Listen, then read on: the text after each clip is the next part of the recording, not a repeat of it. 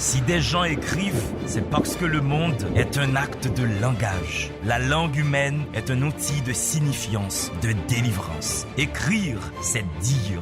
Dire, c'est soumettre la vie aux possibilités de l'intelligence. C'est faire du réel un lieu connu et fragile. La lecture est cette expérience qui nous permet de plier l'univers pour le mettre dans notre poche. Mesdames et messieurs, c'est à partir du mot qu'on fait de la réalité un fait d'esprit. C'est à partir du verbe que la vie devient une denrée émotionnelle. Sur ces entrefaites, la télévision Caraïbe a le plaisir de vous présenter Délivrez-vous, une émission du livre, une émission pour le livre, une émission par le livre. Allez, il y aura assez de bonheur pour tout le monde.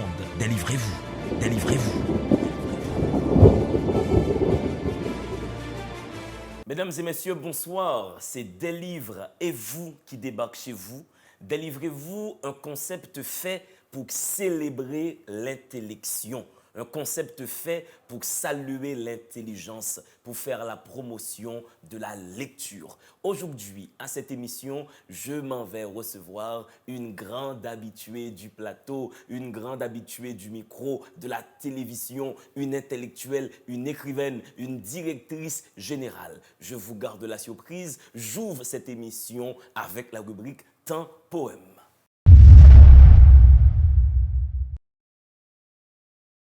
SMS. Tu sais, dans le vide, il y a un monstre, soi-même. Dans la vie, il y a toujours cette évidence, l'autre. Ce réel apparent qui fait voler le sable sans pourtant souffler le vent. Il dort toujours, le monstre. C'est l'autre qui le réveille à chaque instant. Amorphe, voilà un piètre mot. Affectueusement nous fournit quelques principes. Je ne suis personne pour te parler comme ça. Seulement, je crains d'être aussi faible et bête que toi. J'ai lu une fois quelque part que les mots sont si étranges dans leur sort et leur inexpliqué. Si tu devrais choisir un mot, ce serait lequel? Un seul mot à signer, un seul pour te découvrir un monstre de tendresse, un seul qui ne soit un piètre mot, un seul pour ouvrir les yeux et desserrer les cœurs dans les étaux qui les pressent. Non, ne le dis pas encore, garde-le. On tue pour moins que ça. Cherche d'abord le monstre. Il est dans la partie qu'on cache pour soi, notre part de vrai. Le vide que l'on se fait pour s'aveugler et ne pas voir l'autre, pour se mentir, pour aller à l'autre, uniquement pour marquer la distance. Cette partie laissée à l'arrière-plan de chaque non-dit, qui peut nous dire sans se mentir, sans essayer de passer l'éponge, on prend toujours parti pour nos mensonges. B.O. Monteau qui signe donc ce texte SMS paru dans la revue Intranquillité. Je vous avais dit que mon invité est une habituée de cette émission. À mon avis, c'est celle qui a fait le plus Délivrez-vous et elle va continuer à en faire à chaque nouveau livre. Je me promets de la recevoir, d'autant que c'est une amie, autant le dire publiquement. Je vous la présente maintenant par sa biographie tout de suite.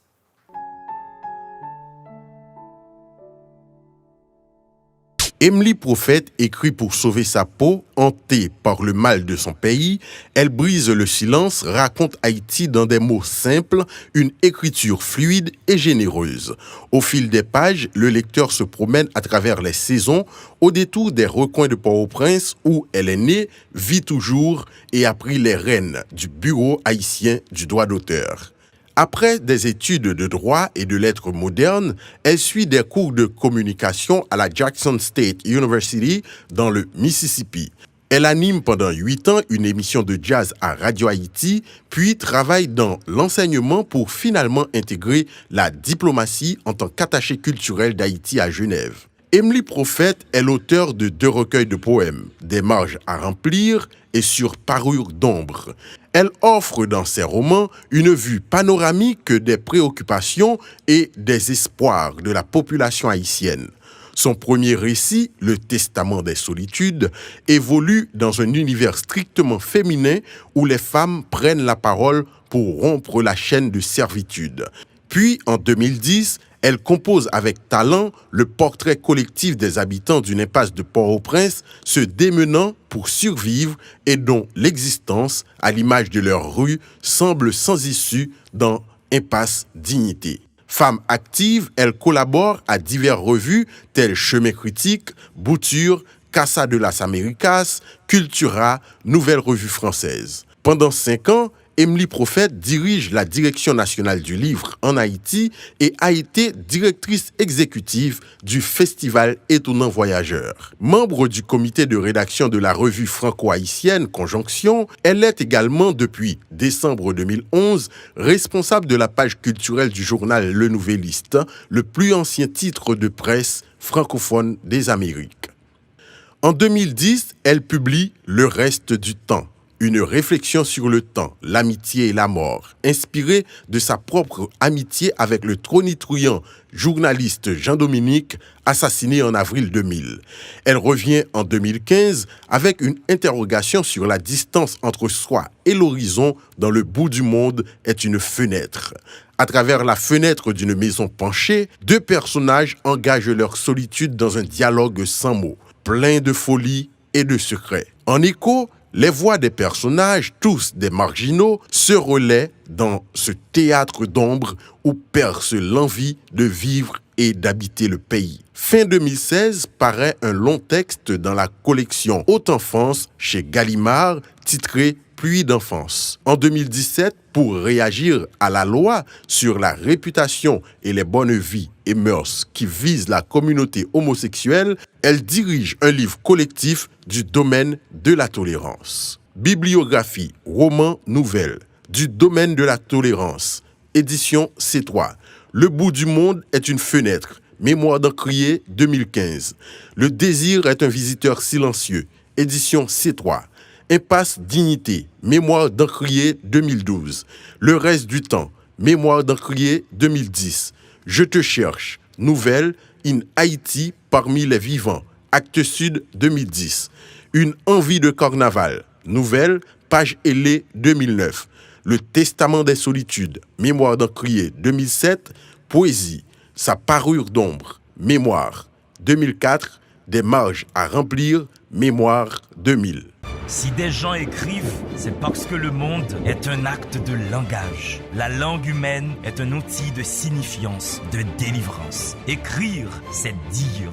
Dire, c'est soumettre la vie aux possibilités de l'intelligence. C'est faire du réel un lieu connu et fragile. La lecture est cette expérience qui nous permet de plier l'univers pour le mettre dans notre poche. Mesdames et messieurs, c'est à partir du mot qu'on fait de la réalité un fait d'esprit. C'est à partir du verbe que la vie devient une denrée émotionnelle. Sur ces entrefaites, la télévision Caraïbe a le plaisir de vous présenter Délivrez-vous, une émission du livre, une émission pour le livre, une émission par le livre. Allez, il y aura assez de bonheur pour tout le monde.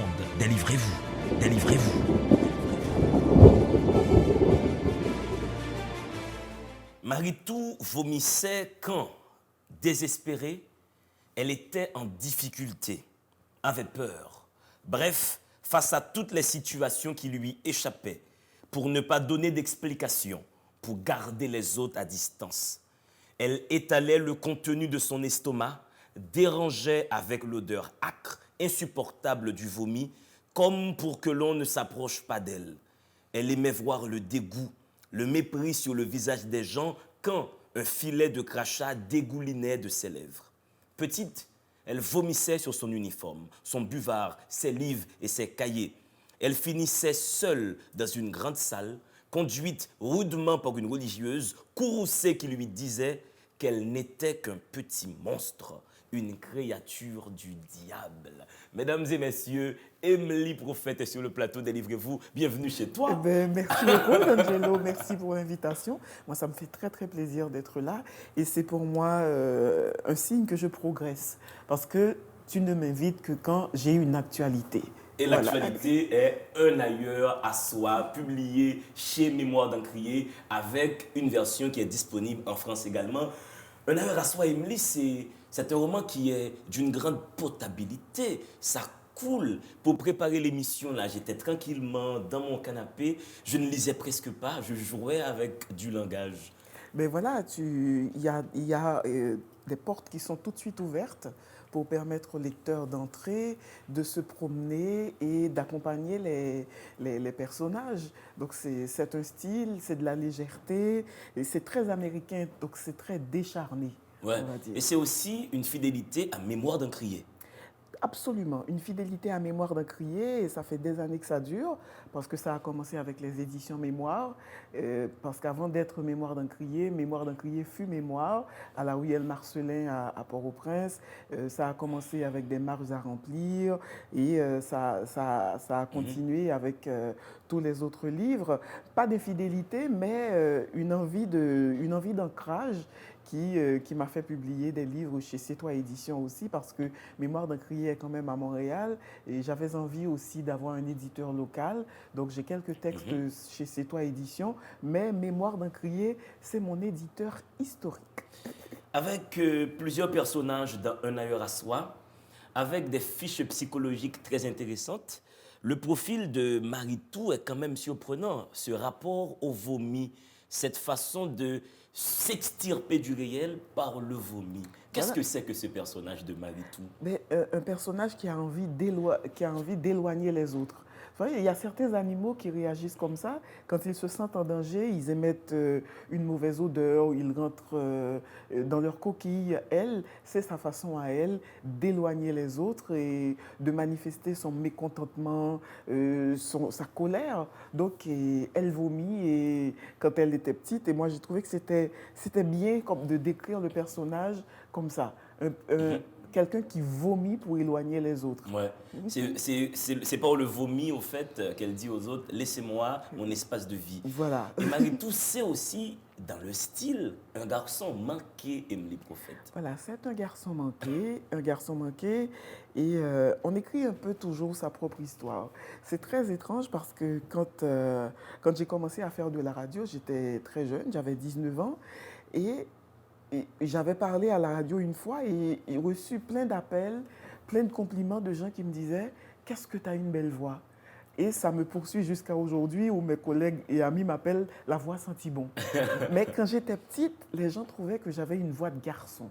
Mes camarades particulièrement étaient assez méchants vis-à-vis de moi. « Tu as une voix de garçon. » Donc moi, qu'est-ce qui se passe dans la tête de ces personnages, de ces personnes à qui on dit « tu ressembles à un garçon, tu parles comme un garçon » ou à un jeune homme, on lui dit « tu marches comme une fille, tu as une voix de fille ». Donc c'est pour saluer cette hybridité, pour donner de l'espace, pour donner de la visibilité à ces personnages-là, ces personnages qui, malgré eux, ou souvent parce qu'ils le souhaitent, ont des allures qui semblent appartenir à l'autre sexe.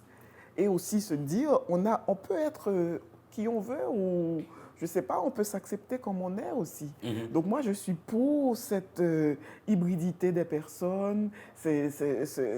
On parle de transgenrité. On va justement en venir. Un ailleurs à soi, c'est un roman arc-en-ciel également.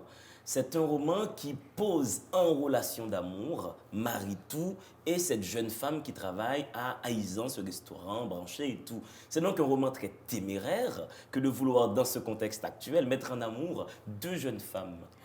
Je ne le trouve pas téméraire du tout parce que là, en fait, moi j'ai du mal avec l'hypocrisie. Je pense qu'on en a parlé ici lors de la sortie du livre chez C'est Toi du domaine de la tolérance. Les hétéros ne sont pas au-dessus des homos ou vice-versa. Les adultes ont le droit d'avoir les vies qu'ils veulent. Donc voilà, et on peut aimer n'importe qui. On peut aimer quelqu'un en dehors du fait qu'il soit un homme ou une femme et aussi en dehors de tout contexte. Pourquoi je dis qu'on peut aimer les gens en dehors de tout contexte? Nous avons un pays tellement difficile, nous vivons des moments tellement difficiles que de temps à autre, on apprend des choses assez difficiles sur des gens qu'on aime. Et là, il faut repousser les limites, il faut repousser toutes ces choses et se dire, mais je l'aime quand même. Et c'est ce que je fais depuis des années. J'aime les gens en dehors de tout contexte. Donc, Maritou, peut-être qu'elle ne s'était pas avant de poser les yeux sur Lucie, identifiée comme homosexuelle, ou tout simplement qu'elle n'avait pas aimé quelqu'un. On n'est pas forcément... je ne sais pas, il y a un truc qui se passe quand on aime une personne. Donc, elle a vu Lucie, elle a compris qu'elle aimait Lucie. Donc, et voilà, donc il y a une relation qui va s'établir avec une Lucie qui, a priori, elle-même n'est pas homosexuelle. Et c'est une relation qui va s'établir dans une, entre guillemets, sobriété pour des lecteurs pervers, il y a une possible déconvenue à avoir. Quand j'ai lu les premières pages, j'ai appelé Béona tout de suite. J'ai dit, mon gars, il faut absolument lire le dernier roman d'Emily, ça va être chaud. Le mec, il plonge là-dedans tout de suite. Et qu'est-ce qu'il attend, Béona? C'est pour ça que j'ai lu un poème de lui là au début. Il attendait des scènes de tendresse, d'amour physique entre les deux personnages. Mais justement, ce n'est pas un livre sur la sexualité, parce que la première lectrice à qui Mémoire d'un crier a envoyé le manuscrit, elle m'a dit où sont les scènes de sexe, etc. Non, en fait, c'est un roman sur l'immigration, les migrations en général. Donc, c'est ça le sujet central du livre. Ouais. Mais il y a aussi un sujet secondaire qui est l'amour au-delà de tout, parce que Maritou, elle aime beaucoup Lucie, mais elle accepte même la vie de Lucie, parce que Lucie, elle aime Maritou aussi sans doute, mais elle se prostitue. Donc, Ouais. et Maritou est capable de comprendre, elle est capable d'accepter. Donc, et ça, c'est une sublimation Oui. de l'amour, des Ouais. relations humaines. Alors, elle a beaucoup souffert à la fin du roman, on ne va pas dire pourquoi. Il faut quand même laisser aux gens le délice de découvrir un ailleurs à soi. Mais il faut dire que Lucie aussi, c'est une psychologie très ambivalente. C'est une prostitution assumée, pas assumée. C'est de la bonne prostitution, elle ne fait pas le trottoir.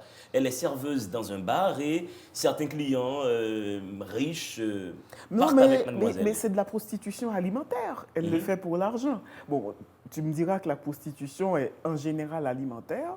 C'est quelqu'un qui a besoin d'argent, qui a besoin de vivre mieux, de payer son loyer, d'habiter. Ouais. Je sais Et pas, le la salaire de ville, serveuse ne permet pas de subvenir à tous ses ne besoins. permet pas de subvenir à tous ses besoins. Et puis, elle est aussi dans un milieu où elle voit beaucoup de gens, elle est belle, et les gens la voient, et ça suscite du désir. Lucie, c'est un corps désirable. Ouais. Et elle va capitaliser sur ce désir, elle est au courant, elle va faire son numéro de séduction de temps en temps. Voilà, elle fait son numéro de séduction et elle regarde un client, elle sait déjà comment ça va se passer. Donc, elle est intelligente et je connais une jeune fille qui répète à l'envi que les hommes sont cons. Ça, c'est elle qui le dit, c'est pas moi, parce que c'est pas vrai du tout. Donc, mais elle sait déjà que l'homme qu'elle voit ne pourra pas réprimer son désir sexuel en la voyant telle qu'elle est, très belle. Donc, elle emmène ces hommes chez elle et ils payent et elle comprend, elle sait ce qui se passe dans leur tête quand 3 heures du matin, elle les surprend chez elle, le téléphone qu'il regarde et qui est bardé d'SMS, de textos de la famille qui lui demande où il est, et celui-là même qui jouait au téméraire au début de la nuit se retrouve paniqué et là, elle attend l'argent et l'argent sort et elle est payée pour le service qu'elle vient d'offrir. Mais en même temps, elle aime cette personne qui souvent est assise derrière sa fenêtre et attend qu'elle ait terminé ce travail, parce que c'est de l'ordre du travail. Il n'y a alors pas que d'amour. l'autre personne est de l'ordre du cœur. Voilà. Mais c'est aussi, Emily, un roman qui pointe du doigt les déterminismes qui peuvent expliquer la prostitution. Lorsqu'on considère l'histoire personnelle de Lucie avec ce père qui la regardait de façon très bizarre. Ah oui, on peut même dire qu'elle a échappé belle quand elle a laissé la maison. Et ça se passe. C'est la vie réelle, parce que les enfants, les adolescents ne sont pas protégés, on va dire. Il n'y a pas de lieu où on va dénoncer l'inceste. Et on sait que ça existe. C'est Donc, un sujet carrément tabou en Haïti. C'est un sujet tabou. Et là, elle laisse la maison, donc elle apprend à vivre, elle trouve du boulot, elle s'organise. Et puis, Lucie, elle essaie d'entrer dans quelque chose de difficile, elle essaie de comprendre. Elle a aussi du caractère, parce que quand on a du caractère, il faut l'avoir mauvais. Donc, elle a du caractère, elle essaie de se débrouiller, elle comprend les gens. Donc, elle regarde, elle comprend les gens et elle sait par quelle porte il lui faut entrer. Et c'est une révoltée. À un moment, elle décide de quitter la maison avec tous les risques. Parce qu'après, dans la rue, qu'est-ce qu'on fait? On fumait, on buvait, on couchait avec qui proposait de l'argent. C'était mieux comme cela. C'était une forme d'échouage douloureux et paisible. Ses mains sur son corps n'étaient pas plus odieuses que celles du paternel qui la menaçait à chaque recoin de ces 2 pièces maudites. Voilà, c'est ça. Et c'est la liberté de choisir. Elle n'est pas violée, elle choisit. Elle choisit, elle se dit, c'est une manière comme une autre de vivre, de pouvoir affronter le quotidien, les quotidiens. Et puis, il y a le bar, elle travaille. Et puis, il y a cette rencontre fulgurante entre Oui. Maritou et Lucie qui va changer le cours de leur vie à toutes les deux. Oui, mais Emily, étant donné que la prostitution est un sous-sujet dans un ailleurs à soi, un peu une question personnelle, est-ce que tu plaiderais pour revoir la législation autour de la prostitution, que le métier soit perçu comme un métier au fait? Et en Suisse, c'est considéré comme un métier. Donc, les prostituées, elles payent leurs impôts et elles ont droit à une retraite. Moi, je trouve que la Suisse, c'est un modèle de société. Donc, il n'y a pas d'hypocrisie parce que, comme on dit, c'est le plus vieux métier du monde. Il n'y a pas de société sans prostitution. Et il y a une très grande écrivaine, justement, qui était suissesse, qui est décédée, qui s'appelle Griselidis Rial. Et là, elle était une prostituée écrivaine. Donc, elle en a beaucoup parlé dans ses livres. Et il y a eu des lois récemment en France où on punissait les clients des prostituées. Mais tout ça, ce sont des choses qui ne vont pas marcher. Parce qu'on ne protège pas les prostituées en fermant comme ça la machine. En fermant comme ça la machine. Donc, c'est un sous-sujet du livre que j'aborde très librement parce que je n'ai pas de jugement particulier pour celles qui choisissent de se prostituer, pour ceux aussi qui choisissent de se prostituer. Parce oui, c'est bien de le dire. Il y a des prostituées hommes aussi. Donc, et voilà. Et c'est aussi une manière d'affirmer, de réaffirmer, de dire haut et fort, parce que je suis de celles qui choisissent de dire des choses haut et fort, même si cela me porte quelquefois préjudice. Donc, qu'il faut que tous les sujets sont permis, que tous les sujets sont abordables en littérature. Et puis, à un moment, Emily, au cœur du roman, et lorsqu'il y a une observation sur la prostitution, il est dit d'une manière ou d'une autre, presque tout le monde se prostitue d'une certaine façon, en fait. Oui, on se prostitue. Peut-être que le mot est très fort, peut-être que c'est du très gros premier degré, mais on est tous astreints à faire des compromis, des concessions, et des fois qui frôlent un petit peu la prostitution, parce que quand on est couché dans son lit et qu'on regarde le plafond, on se dit, mais mince, qu'est-ce que j'ai fait? Pourquoi j'ai accepté de faire ça? Et on peut se dire que c'est une forme de prostitution d'aller contre ce qu'on pense. Pourquoi on n'a pas dit que c'était pas bon? Pourquoi on n'a pas dit que c'était mal fait? Pourquoi on n'a pas dénoncé? Donc voilà, et on se dit, mais est-ce que toute cette somme de compromission n'est pas finalement une forme de prostitution de soi, de prostitution de ses valeurs, des choses et dans lesquelles on dit qu'on croit et voilà, qu'on fait croire aux autres qui donc, sont des fondamentaux. Qu'on se trahit, c'est une forme de prostitution. À chaque fois qu'on raconte ses valeurs, on se prostitue. Mesdames et messieurs, un ailleurs à soi. Emily Prophète fait des livres. Et vous, allez, respirez. Si des gens écrivent, c'est parce que le monde est un acte de langage. La langue humaine est un outil de signifiance, de délivrance. Écrire, c'est dire.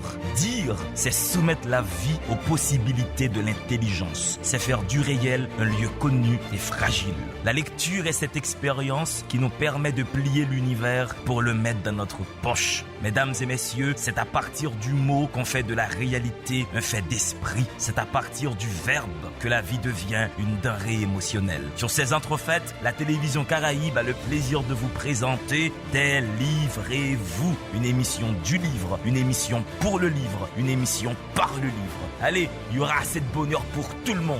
Délivrez-vous, délivrez-vous. Mesdames et messieurs, vous suivez Des livres et vous, Délivrez-vous, c'est une émission qui fait la promotion de la lecture. Aujourd'hui, je reçois la directrice générale du Bureau haïtien du droit d'auteur. Ça, c'est le côté accessoire, le côté professionnel. Je reçois surtout Emily Prophète, écrivaine, poétesse, intellectuelle. Et là, je suis en train de vous présenter son tout dernier roman, Un ailleurs à soi, publié chez Mémoire d'Encrier. Je suis à la page 27. Les voyages sont des gouffres. On peut s'y jeter pour ne pas avoir à affronter la misère, le regard ou les paroles des autres, pour espérer se retrouver, si tant est que l'on existe même pour soi-même. Le solde est impossible tant que l'on n'a pas trouvé d'autres vérités, d'autres souffrances qui tiennent en état ce flou que nous n'avons pas fini de traverser. Deux notions, Emily Prophète, qui ont retenu mon attention. Cette notion de flou dans lequel nous serions tous comme êtres humains et également cette peut-être impossibilité de se rencontrer soi-même. Absolument. On est, en fait, on est dans une quête. Vivre est une quête. Se chercher, se retrouver, se trouver à travers l'autre. Et pour nous qui habitons des pays en développement, pour nous qui habitons ici, nous sommes constamment tenaillés par l'envie de partir. Déjà, on est ici et on nous fait croire, on nous fait comprendre qu'à un certain moment, il faut partir. Haïti, c'est un pays de transit. Tout le monde est en transit. Celui qui part est soi-disant plus heureux que celui qui reste.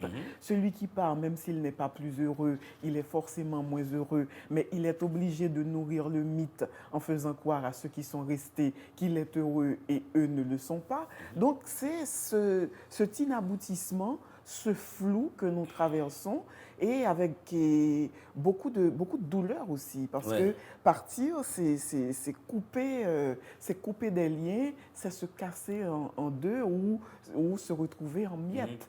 Donc c'est ce flou-là, c'est cette impossibilité de se rassembler. Et du coup, il y a un autre souci par rapport à ces pays en développement. C'est naturel de voyager.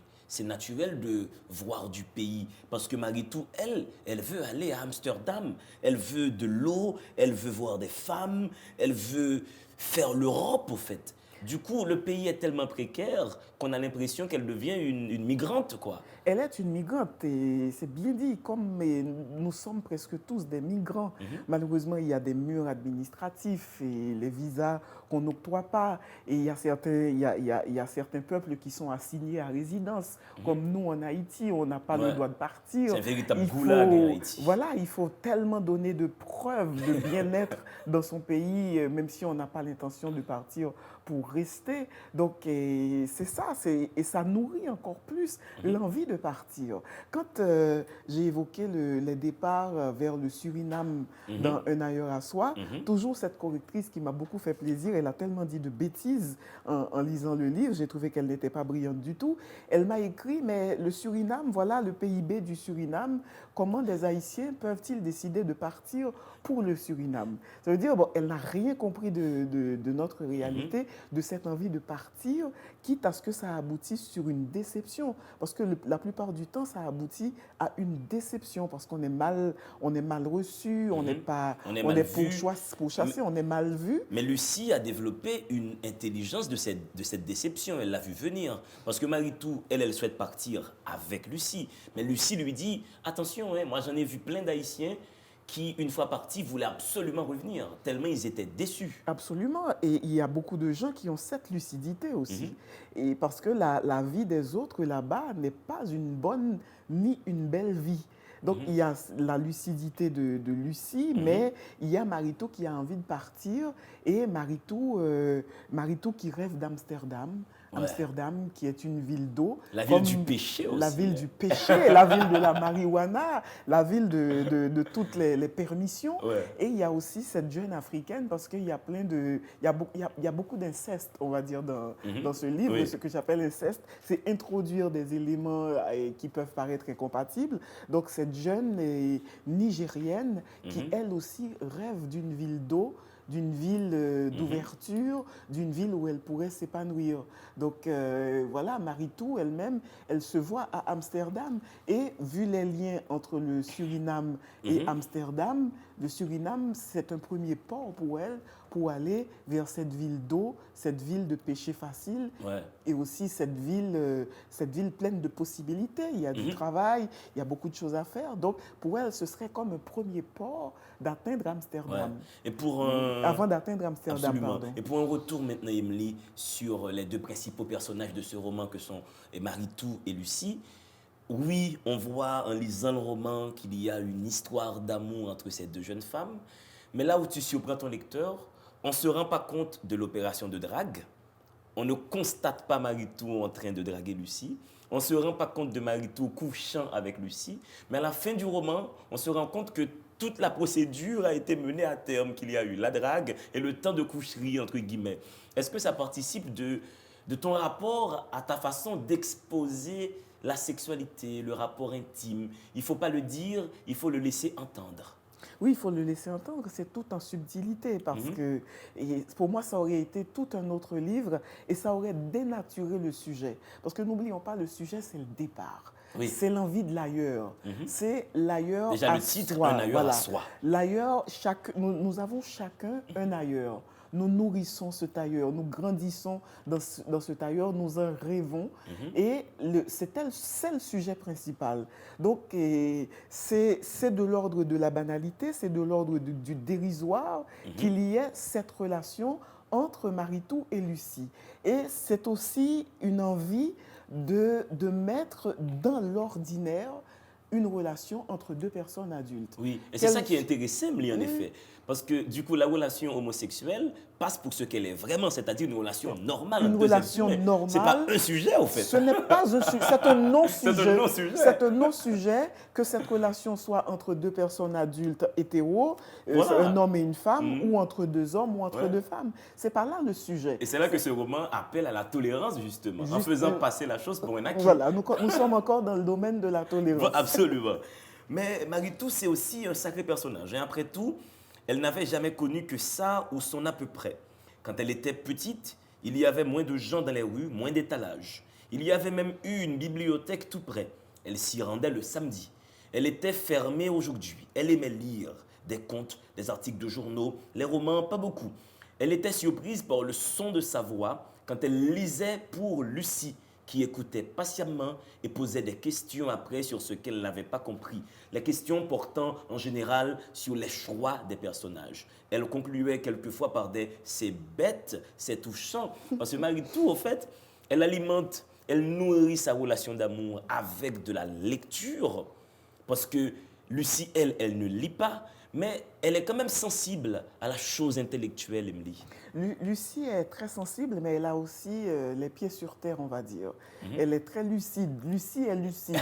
Je veux dire, elle fait partie, et moi j'aime beaucoup ces personnages, ces lecteurs ou lectrices ou ces gens qui savent écouter, qui vous disent, mais qu'est-ce que c'est que cette fin? C'est bête, ou bien quelqu'un qui m'interpelle pour me dire, mais pourquoi ils ne se sont pas rencontrés, par exemple dans Impasse Dignité? Pourquoi la relation ne s'est pas bien terminée? Pourquoi? Donc, elle est de cette catégorie de lecteurs, de receveurs qui se rebellent contre la fin du livre, contre la tournure que prend l'événement. Donc, elle aurait voulu que ça se passe d'une manière différente. Mais en même temps, elle accepte d'écouter. Et Lucie, elle lit. Elle lit parce que ça lui permet de voyager, ça lui permet déjà de faire un pas ou plusieurs pas même dans ce tailleur dont elle a envie depuis toujours. Et aussi, on retrouve Emily Prophète dans cette balade inlassable dans la ville de Port-au-Prince. Ouais, Port-au-Prince, ta ville que tu revendiques tout le temps. Que je revendique. Et aussi, c'est une forme d'histoire de la ville. C'est une ville en mutation. Et c'est une ville qui change très, très vite. Très, très vite. Mais je pense qu'il est absolument utile et nécessaire que des écrivains laissent un petit peu de la ville qui disparaît. Ce n'est pas parce que je regrette l'avant, parce que c'est l'avant qui détermine le présent et le présent qui détermine le futur. Mais cet avant-là, on a besoin de le décrire pour que les gens qui vont venir après ou ceux qui n'ont pas connu telle rue comme elle était avant, pour qu'au moins ils imaginent le silence ou le bruit qu'il y avait dans cette rue-là.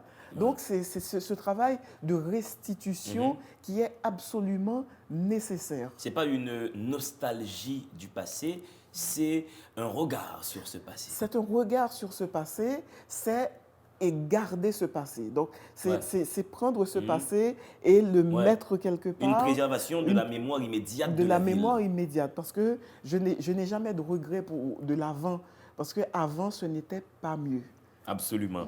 Page 40, mesdames et messieurs. Vous suivez Des livres et vous. Mon invité s'appelle Emily Prophète. Le roman a pour titre Un ailleurs à soi. C'est publié chez Mémoire d'Encrier, mais c'est disponible en Haïti dans les différentes librairies de la place. Comment pouvait-elle continuer à vivre en étant tellement encombrante et inutile, pensait Maritou. Elle était là, à entendre Lucie épuiser sa vie et elle n'y pouvait rien. Tu sais, Emily, je suis le genre de lecteur qui s'arrête sur des phrases. Je suis un lecteur de phrases, pas de livres. Je me suis arrêté sur cette phrase. Parce que tu aimes la poésie. Oui, je me suis dit, mais Lucie qui épuisait sa vie. Déjà, il faut la trouver. Mais pour en venir maintenant, elle n'avait jamais rien su faire de sa propre vie. Elle était arrivée par effraction et avait gâché la vie de ses sœurs, de tout le monde. Elle était un mensonge, une anomalie. Déjà, ma petite musique littéraire, elle est là. C'est de la littérature, mais c'est aussi une description triste qu'une personne soit une anomalie pour sa famille. On ne va pas dire comment ça s'est passé, la relation avec ses sœurs et tout. Les gens vont découvrir un roman appétissant. Mais madame était pesante pour la famille, en effet, pour ses sœurs. Elle est pesante pour sa famille et comme c'est écrit, elle est arrivée par effraction. Sa naissance n'est pas dans l'ordre des choses. Sa naissance est une violation de domicile. C'est une violation de domicile, c'est de l'adultère. Oui. C'est de l'adultère. Et là, elle s'en rend compte très vite parce que ça casse la famille. Et voilà, et puis là, elle est là et tout le monde la regarde comme la preuve matérielle de cet acte adultère. Donc, et voilà, donc elle est là, elle le sent. Elle le sent dans son corps, elle le sent toujours, elle le sent. Et Lucie, elle épuise sa vie. Lucie, c'est une jeune femme qui travaille beaucoup. Ça veut dire travailler de 7 h du soir jusqu'à 3 h du matin, 4 h, 5 h même. Ouais, et puis, qui rentre avec un homme en plus et qui boit, etc. Donc, il y a une forme d'épuisement. D'épuisement, on n'a pas le temps de vivre, on n'a pas le temps, elle n'a pas le temps de vivre, elle n'a pas le temps de se regarder. Il y a toujours des gens en face de Lucie. Elle est obligée de composer avec ces gens, elle est obligée d'avoir des stratégies pour que ces gens n'aient pas sa peau, parce que c'est de cela qu'il s'agit. Quand on a des relations comme ça avec des hommes, et peut-être que ces hommes-là ne le font pas exprès, mais ce qu'ils veulent, c'est votre peau. Oui. C'est votre peau et sans doute ce qu'il y a derrière. Ça, et là, c'est vrai. Maritou, elle constate que Lucie est en train d'épuiser sa vie. Parce que quand vous allez au lit avec un homme ou avec une femme, elle vous prend beaucoup de choses. Il vous prend beaucoup de choses. C'est pour ça qu'après, on se retrouve dans une solitude dans une très grande solitude, parce que ça ne guérit pas de la solitude d'aller au lit avec quelqu'un. Hein. C'est vrai que après l'acte, au fait, il y a un sentiment d'épuisement physique et émotionnel. La personne part avec une partie de soi-même, quoi. Et puis, on se retrouve un peu plus seul certaines fois. Oui, absolument. Un peu plus seul. Et des fois, même pour dormir à côté de la personne, on est quand même... C'est quelquefois encombrant. Parce qu'il y a une espèce tu vois, il y a quelque chose de pas très normal, quelquefois, d'avoir quelqu'un dans son espace. Ouais. Même si on aime beaucoup cette personne. Ouais. Et puis tu sais, Emily, même dans le fait de dormir avec une personne, c'est peut-être trivial ce que je vais dire, je trouve que c'est pesant de dormir avec quelqu'un là. Je trouve que c'est pas naturel. Je ne répondrai pas parce que je suis une femme mariée. Je vois dans les films des hommes qui arrivent à dormir avec une femme. Ça, c'est dans les films. C'est que dans les films, au fait. Il faut toujours dire aux filles, c'est dans les films que les femmes dorment là. Les hommes en temps normal ne peuvent pas supporter une femme pendant 8 heures. C'est impensable. Allons voir ce qui se passe maintenant, Emily, chez Julien. Quel personnage sympathique, effacé, mais qui a eu une belle existence dans ce roman. On sent que dans la vie, c'est un effacé, mais dans ce roman, il est brillant, Julien. Julien est triste pour tous les autres. Ceux qui ne savent pas comment être tristes, ceux qui oublient d'être tristes, ceux qui ont renoncé à la tristesse, ceux qui confondent leurs besoins de tristesse avec la violence. Julien, pour moi, je suis toujours amoureuse d'un personnage dans mes livres. Dans le reste du temps, il y a un personnage qui s'appelle Faustin qui m'avait tourmenté pendant des mois. Et là, Julien fait partie de ces personnages. Julien est très, très, très ancré, très attaché à son pays, très attaché aux Haïsans. C'est un frère, Julien. C'est un frère et il peut voir au-delà des choses. Tu vois, les fleurs de flamboyant qui tombent. Oui. Il regarde Maritou, il regarde les jeunes garçons qui passent aux Haïsans comme serveurs. Et puis, au fur et à mesure, qui partent. Qui partent et les parents, la mère, qui est d'accord pour ces départs et qui pense que ces départs sauvent ses enfants. Et quelle éloquence de la part de Julien. Il est triste au fait, Julien, et ne savait pas comment l'exprimer. Comment expliquer à Bernadette, à Mario, à ceux qui travaillent à la cuisine, au bar, dans son quartier, dans le pays, qu'ils avaient eux aussi de bonnes raisons d'être tristes. On ne devait pas avoir pour but dans la vie de quitter son pays, d'abandonner les lois, la terre, sans essayer, sans trouver une formule, créer du rêve. Julien, c'est un appel à l'ancrage. C'est un appel à l'ancrage, c'est un appel au retour vers soi. Parce qu'il y a des ailleurs qu'on cherche, mais il y a aussi le chez-soi qu'on ignore. Voilà, il y a une forme de dévoration. On essaye de casser tout ce qui existe, parce que c'est ça aussi qui nous détache de nous-mêmes et des autres. Et il y a beaucoup d'indifférence aussi. Beaucoup d'indifférence, on ne voit pas l'autre. C'est peut-être ça qu'il faudrait qu'on essaye de faire. Et on n'est pas dans une aventure collective du rêve. Parce que Julien, il dit, au fait, pratiquement, au lieu de mettre $3 000 pour aller à Chili, là, vaut mieux que 5 personnes mettent ensemble ces $3 000 et créent une formule, créent du rêve. Créer du rêve. Et reste ici, quoi. Voilà. Nous ne sommes pas frères du meilleur. Nous ne sommes pas frères dans notre pays. On a beau dire que nos frères, les Haïtiens, mais cette fraternité-là, on n'arrive pas à la concrétiser. On a même du mal à la voir. On a tellement envie de casser l'autre, on a tellement envie de le contredire, on n'a pas envie de le voir, on n'a pas envie d'habiter le même espace que lui, que ça nous force presque à regarder vers l'ailleurs, à chercher notre ailleurs à nous. Et on se cherche de faux ennemis. La précarité est telle qu'on ne sait plus sur qui cracher. On crache sur les gens qui sont de la même ascendance sociale. Voilà, mais sauf qu'on crache beaucoup et on crache en l'air et le crachat, il tombe sur notre visage. Mesdames et messieurs, on va garder cette formule dans la tête des téléspectateurs. Évitez que le crachat ne vous tombe sur le visage. Un ailleurs à soi. Emily Prophète est à délivrer-vous. Allez-y, respirez. Si des gens écrivent, c'est parce que le monde est un acte de langage. La langue humaine est un outil de signifiance, de délivrance. Écrire, c'est dire. Dire, c'est soumettre la vie aux possibilités de l'intelligence. C'est faire du réel un lieu connu et fragile. La lecture est cette expérience qui nous permet de plier l'univers pour le mettre dans notre poche. Mesdames et messieurs, c'est à partir du mot qu'on fait de la réalité un fait d'esprit. C'est à partir du verbe que la vie devient une denrée émotionnelle. Sur ces entrefaites, la télévision Caraïbe a le plaisir de vous présenter Délivrez-vous, une émission du livre, une émission pour le livre, une émission par le livre. Allez, il y aura assez de bonheur pour tout le monde. Délivrez-vous, délivrez-vous. Tu es ma toute première fois, je suis ta toute première fois. Il n'y aura désormais qu'un seul parfum sur terre, le tien. La vie avant n'était qu'un rêve maladroit. Me voilà simple et pleine d'expression. J'ai, grâce à toi, fait connaissance avec moi-même. J'ai grandi sans savoir, sans comprendre. Entre nous, il y a des millions de vies, des millions de pas, tellement de rêves qui se cherchent. Ce soir, c'est la fin d'une paix factice. C'est le tumulte dont j'avais toujours rêvé, qu'il m'emporte, qu'il me redéfinisse, qu'il soit dit désir, qu'il soit fait tendresse. Tu es mon besoin de vérité, ma douleur aimée. Dis la vie à ma place. Chante doucement la vérité qui m'a manqué. Je n'étais qu'une ombre avant ta lumière, avant ta bouche. Je veux m'accrocher à cette épaule, y dormir pour que vienne le rêve, celui de l'enfant que je n'ai pas été. Invite-moi à entrer dans la vie, je veux apprendre à être toi. Je ne suis qu'une enfant face à ce sein qui s'offre à ma bouche. Je m'enfonce dans cette odeur nourricière, je me niche. Les blessures cumulées se cicatrisent, douce magie dans l'effleurement des tétons. Je renaîtrai de ce ventre.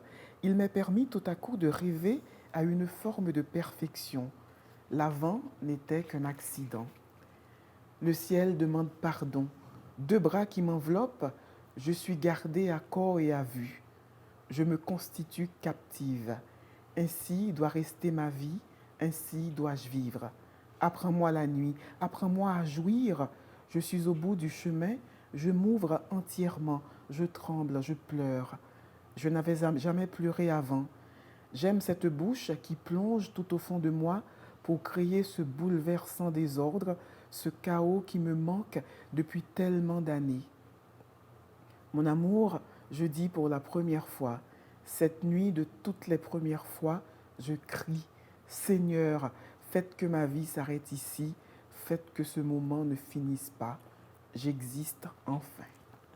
Voici donc, au cœur de ce roman, un ailleurs à soi, un événement poétique de la plus grande fulgurance. J'ai l'impression qu'en écrivant le roman, Dame Poésie était dans les parages et a dit « Ah, messieurs, si on ne se mobilise pas, ce roman se fera sans nous. » Alors on se met à la page 47. On se met à la page 47 et Nathalie Saout, et on peut convoquer Nathalie Saout qui pense que quand on invite la poésie dans le récit, ça en augmente le sens. Voilà, ça donne plus de sens et ça devient accessible à tout le monde. Ouais. Voilà, on prend sa place, on monte à bord et voilà, on continue le chemin et on peut éventuellement revenir en avant ou continuer à cheminer avec les personnages et pourquoi pas continuer son propre récit, sa propre poésie. Ouais. Et aussi, cette poésie permet un peu de couper la magie du roman. Alors, pas couper, mais au fait de produire un sens autre que celui que produit le roman. C'est un sens qui n'est pas intéressé que celui de la poésie. Alors que le roman, il doit absolument signifier du concret et porter à l'intelligibilité. Et voilà, et c'est pour atteindre le subtil, le sublime que je voulais, il fallait que je convoque la poésie. Parce que, et on a dit ça tout à l'heure, le sujet central du livre n'est pas la relation amoureuse, les relations sexuelles entre les jeunes femmes.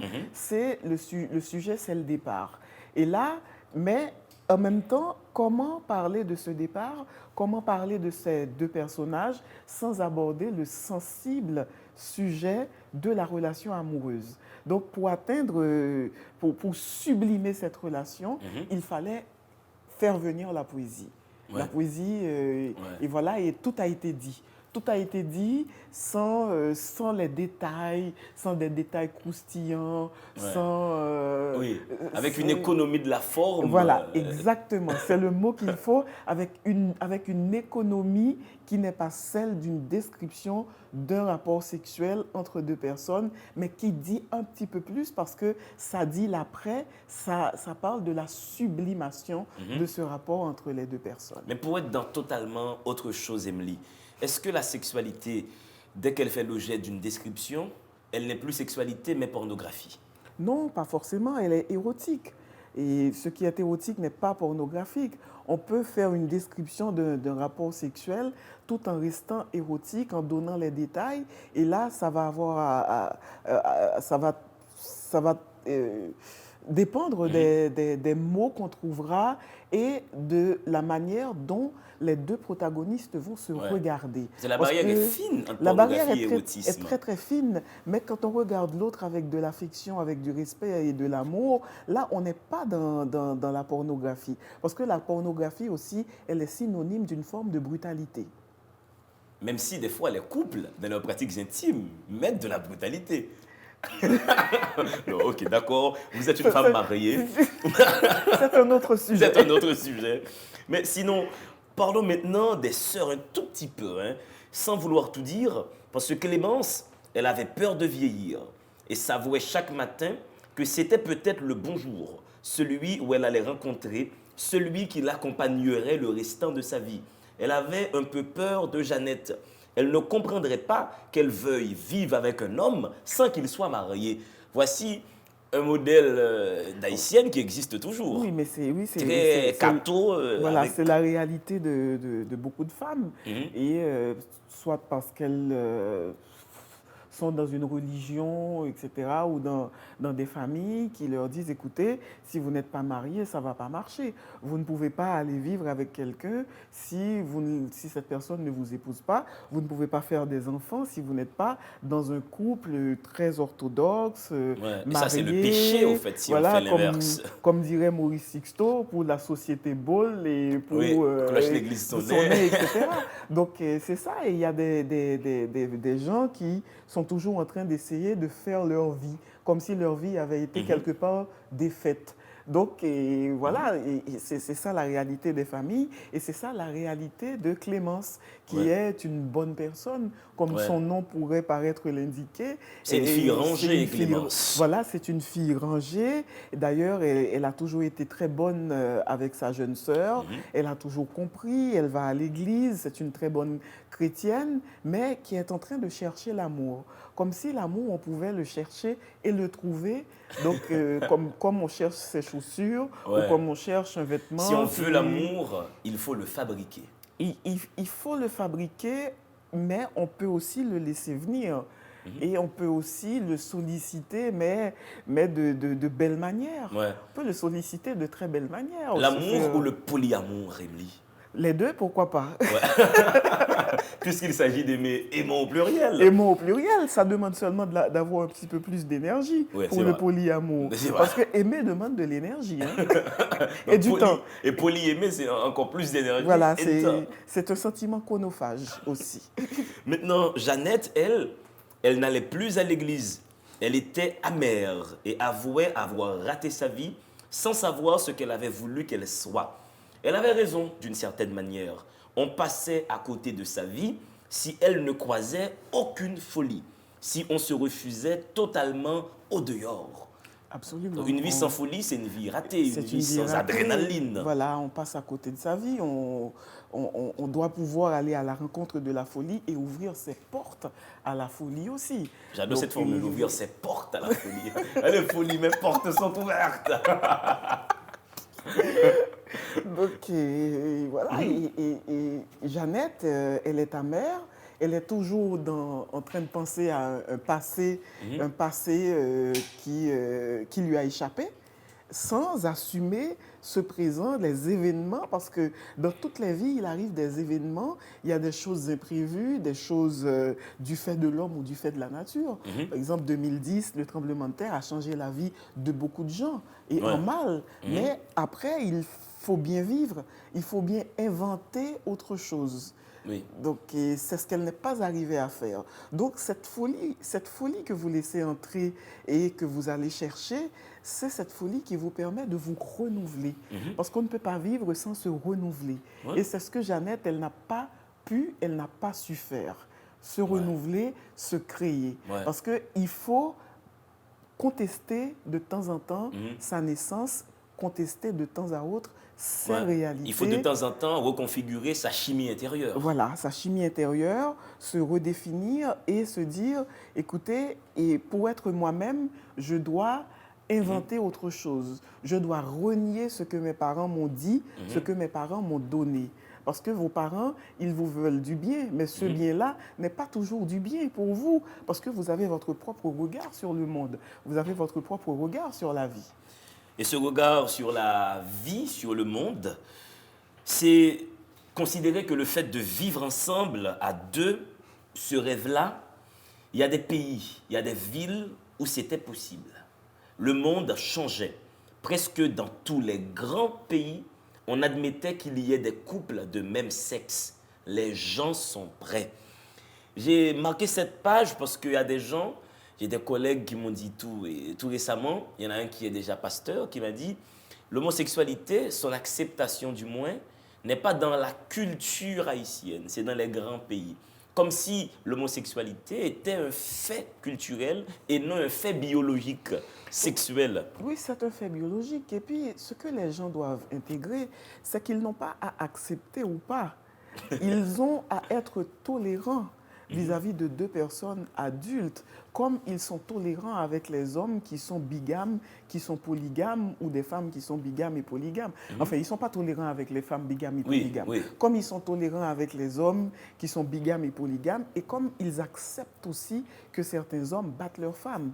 Donc, ils acceptent des choses, ils vivent avec des choses qui sont pires, en fait, que l'homosexualité, que des hommes ou des femmes battent leurs enfants, mais de manière très violente, qu'il y ait des gens qui ne mangent pas, qu'il y ait des gens qui vivent dans la rue, qu'il y ait des gens qui vivent dans les fatras. Donc, ils acceptent ces choses-là, alors que ils n'ont qu'à faire semblant de ne pas voir s'ils n'ont pas envie de voir deux personnes adultes qui ont une relation. Moi, ça ne me regarde pas que deux personnes, moi, quand je vois deux personnes ensemble, je ne pense pas forcément qu'ils sont ensemble, qu'ils ont des relations sexuelles. Et même là encore, je me dis que ça ne me regarde pas. Donc, c'est une non-question, c'est un non-sujet. Donc, l'idée de vouloir imposer sa façon de voir, sa façon de vivre à l'autre, c'est ce qui est mauvais en fait. Oui, c'est cette dictature prise carrément dans la vie de l'autre. Voilà. Je sais que dans ta vie personnelle, Emily, il n'y a pas longtemps, tu as été au Niger. Et j'ai senti le Niger dans ce roman. Un petit conte, mais placé à point nommé, quoi. Oui, oui, oui. Et tu as même fait une fidélité au personnage principal du conte, qui est à l'excipit du roman. Donc ce conte-là, tu l'as appris au Niger ou c'est ton imagination d'écrivaine? C'est mon imagination d'écrivaine, mais j'ai été frappée par ce pays. J'ai été frappée par ce pays parce que j'ai été au Niger dans le cadre du Printemps des poètes et je devais aller dans plein d'écoles. Et dans certaines écoles, et dans la plupart des écoles, on va dire, il y avait les filles d'un côté et les garçons de l'autre. Et les filles étaient totalement couvertes. Il y en a qui étaient des ados, de très jeunes adolescentes qui étaient déjà enceintes. Et elles étaient dans des foyers où il y avait le mari, il y avait la première épouse, la seconde épouse. Et là, ça m'a beaucoup frappée et choquée aussi, je dois le dire. Et puis, j'ai regardé ces petites filles, c'était des petites filles pour moi. Quand on a 13 ans, on a 14 ans, on est encore une petite fille qui était sur le point de devenir mère, qui n'avait pas le choix. Et c'était tout un combat pour qu'elle reste à l'école. Et ça m'a beaucoup frappée. C'est dans une salle de classe au Niger où je parlais de l'écriture du roman et que l'une des phrases du livre m'est arrivée. En 2017, les jeunes Nigériennes rêvent d'aller vivre à Amsterdam. En les regardant tous là entassés avec leurs voiles, et puis c'était des voiles de... C'est un pays où il fait très très chaud, le Niger. Et c'est un pays du Sahel, à la lisière du désert. Nous sommes dans les 38 degrés là. Non, nous sommes jusqu'à des fois dans les 50 degrés. Donc c'est comme dans une étuve, il fait très très chaud et elles étaient couvertes.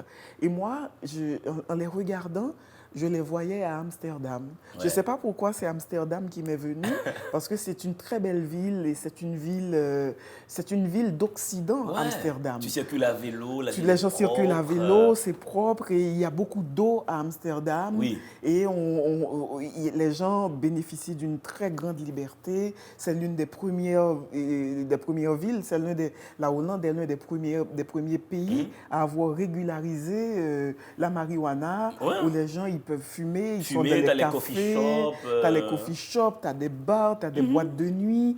Donc, et là, je me suis dit, ces petites filles-là qui sont assises en face de moi, elles devraient vivre à Amsterdam. Carrément. Voilà. Un ailleurs à soi, il y a beaucoup de personnages qu'il faut découvrir encore dans ce roman. Il faut découvrir le propriétaire de Aïzan.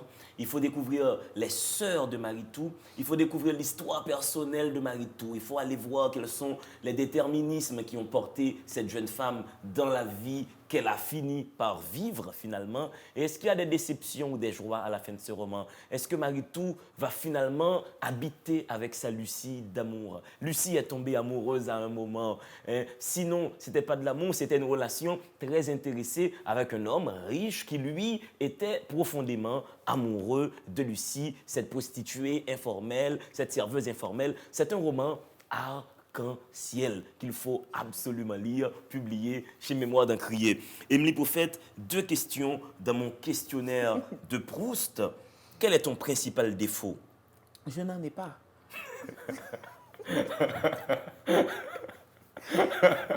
Je n'en ai pas. Des fois, je réfléchis longtemps, mais... Tu prends ton temps, tu cherches, je cherche, mais finalement, tu n'en trouves pas. Donc, quoi. moi, c'est la perfection. C'est comme moi, quand les gens me demandent comment tu vas, je leur dis, mais je n'ai pas de souvenir de moi, non content.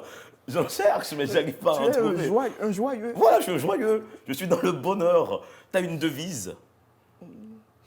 Une devise non, ça dépend des jours. Ça dépend des jours. Ouais. Ça dépend de... Voilà. Ça dépend des jours. Le jour détermine... voilà. Ouais. Il y a des jours où j'aimerais ne faire qu'écrire. Ouais. Et puis l'après-midi, je me rends compte que c'est impossible. Ouais. Tu vois, en fait, si je devais avoir une devise, c'est faire tout ce que je peux pour que les autres soient bien. Absolument. Oui. Tu veux recommander tes récentes lectures aux jeunes qui te regardent maintenant? Alors, j'ai lu récemment le dernier livre de Ketli Mars, L'Ange du Patriarche. Et j'ai aussi lu un essai de Nicole Lapierre. Nicole Lapierre, c'est la femme d'Edwy Plenel. Qui était venue en Haïti. Qui était venue il y a en pas Haïti. longtemps. C'est une très grande intellectuelle. Elle a obtenu le prix Renaudot pour le livre que j'ai lu qui s'appelle Sauve qui peut la vie.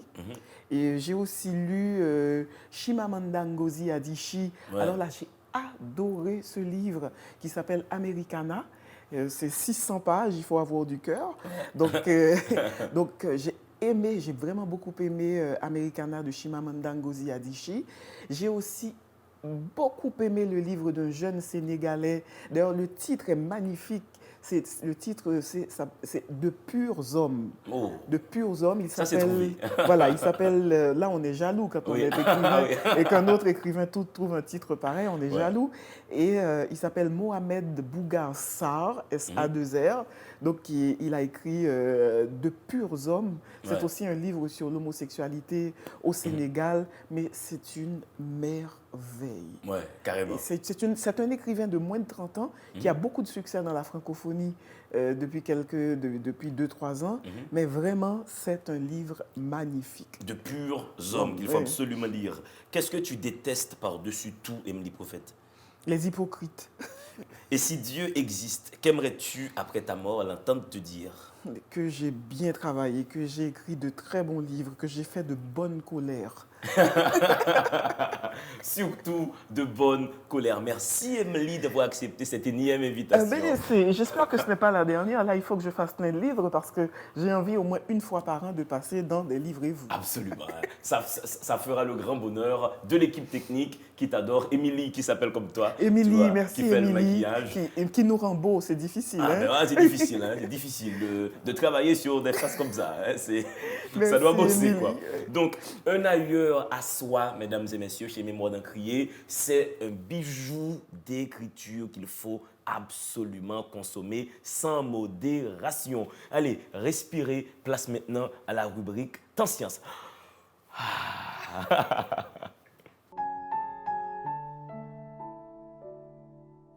Mesdames et messieurs, vous suivez la télévision Caraïbe, vous suivez des livres. Et vous, c'est un concept planté dans l'univers télévisuel haïtien pour faire la promotion du savoir, de l'intelligence, de la lecture. Mesdames et messieurs, je vous le dis en vérité, 7 fois, 77 fois, continuez à charbonner votre intelligence. Lisez, ça ne va pas vous tuer. Nous sommes maintenant dans la rubrique Temps Science des livres. Et vous, l'occasion pour moi de vous dire que je vais, à partir de la semaine prochaine, relancer cette rubrique au sein de laquelle vous avez cette liberté d'envoyer des vidéos à l'émission où vous vous faites filmer par un téléphone portable où vous présentez un livre. Soit vous en lisez un extrait du livre, soit vous résumez le livre. Une petite vidéo qui ne va pas dépasser 2 minutes. Vous avez un numéro de téléphone au bas de l'écran. Mesdames et messieurs, lisez avec des livres.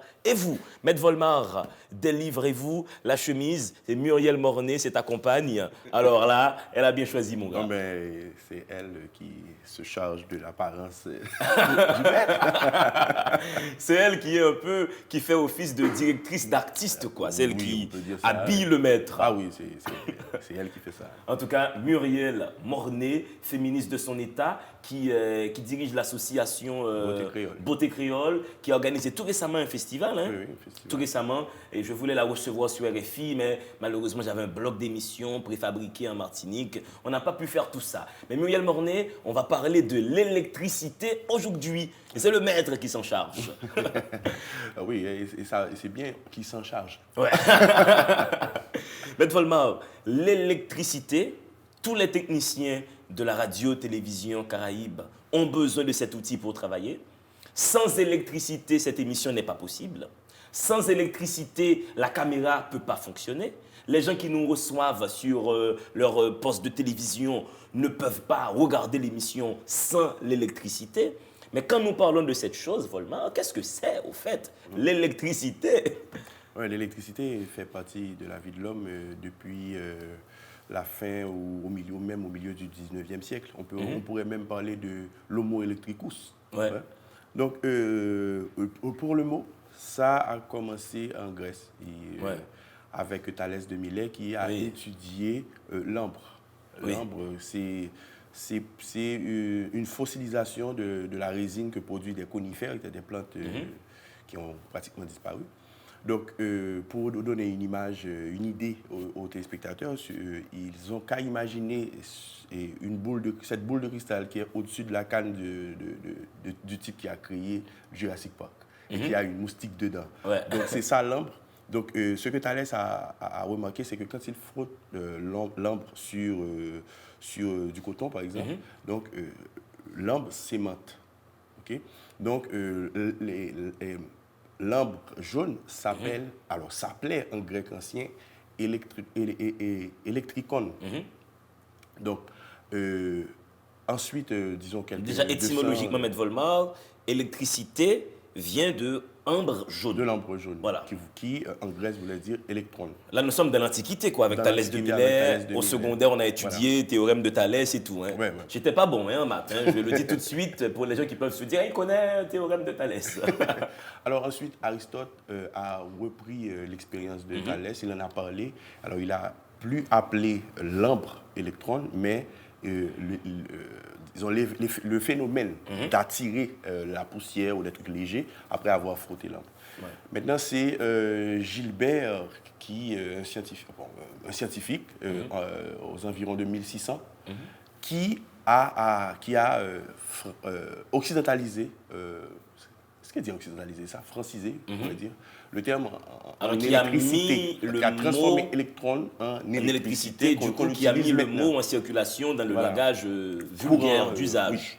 Voilà. Donc ça remonte à 1600. Donc maintenant, l'électricité, c'est quoi? C'est un flux, c'est les électrons qui sont en mouvement dans un conducteur entre deux différences de potentiel alors. Là, nous sommes dans le langage de la physique. Hein? Oui, donc c'est un mouvement d'électrons ou de particules chargées. Dès que l'électron est en mouvement, ça produit de l'électricité dans un conducteur. Maintenant, bon, il y a beaucoup de donc du coup, il y en a partout. Ah ouais, oui, et tout dépend maintenant de la liberté des électrons pour entrer en mouvement. Donc par exemple, pour un arbre, et les électrons qui constituent les atomes de ces arbres-là sont trop soudés à l'atome pour se détacher, ce qui n'est pas le cas des métaux. Ce qui n'est pas, j'imagine, le cas pour notre propre corps. Est-ce qu'en nous, il y a de l'électricité, Maître Volmar? Évidemment. Sommes-nous des machines électriques? Les muscles ne fonctionnent pas sans électricité. C'est de l'électricité qui nous fait bouger. Ouais. Et notre cerveau fonctionne à l'électricité. C'est des connexions physico-chimiques, entre les synapses, là, c'est des échanges électriques. Voilà, c'est des échanges électriques, et bon, on pourrait dire électriques et chimiques aussi, biochimiques. Mais oui, il ne faut pas que les gens s'étonnent. Alors ça, quand tu poses la question, ça me rappelle des trucs de mon enfance. J'avais dit à des amis, j'avais peut-être 14 ou 15 ans, que le corps humain est constitué d'électricité. Ils m'ont traité de fou à l'époque. Mais oui, et ça fonctionne à l'électricité. Ouais. Et c'est l'une des raisons pour laquelle l'électricité est dangereuse. Oui. Parce que si quelqu'un se fait électrocuter, la personne ne va pas lâcher, disons, un câble. Par exemple, le câble qu'il tient, qui l'électrocute, il ne va pas le lâcher. Pourquoi? Parce que l'électricité de ce câble va faire contracter les muscles de son corps. Et les muscles qui se trouvent au niveau de la paume de la main sont plus puissants que ceux qui sont au-dessus. Ouais. Donc ils vont se contracter et faire de sorte à ce que la personne continue de tenir ce qui l'électrocute. Et le cœur aussi, il fonctionne à l'électricité.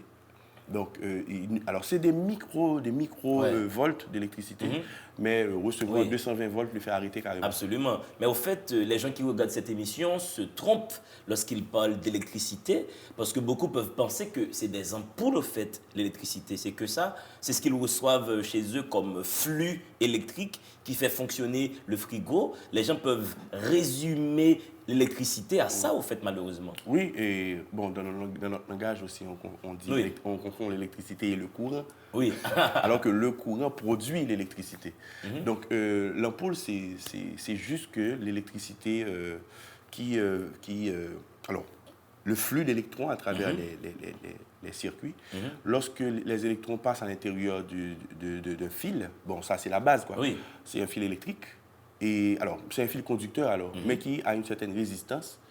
La résistance fait chauffer la matière et la matière devient lumineuse. Donc, Ouais.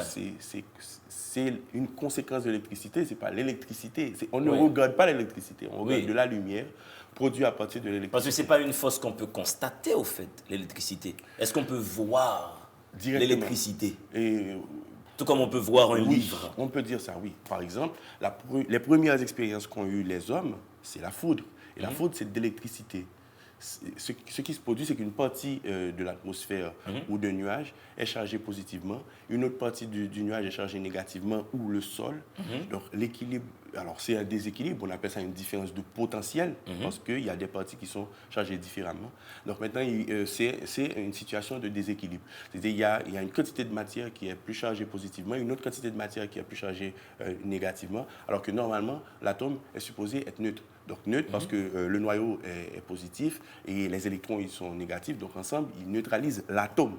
Donc pour mettre de l'ordre dans tout ça, eh bien, les électrons, là où il y a le surplus d'électrons, ils se dirigent vers l'endroit où il y a le moins d'électrons pour créer l'équilibre. Et quand je te dis ils se dirigent, donc ça veut dire qu'il y a un flux d'électrons. Et c'est ce flux d'électrons qui crée le courant électrique. Et c'est ce qui se passe avec la foudre. Ouais. La foudre, c'est de l'électricité.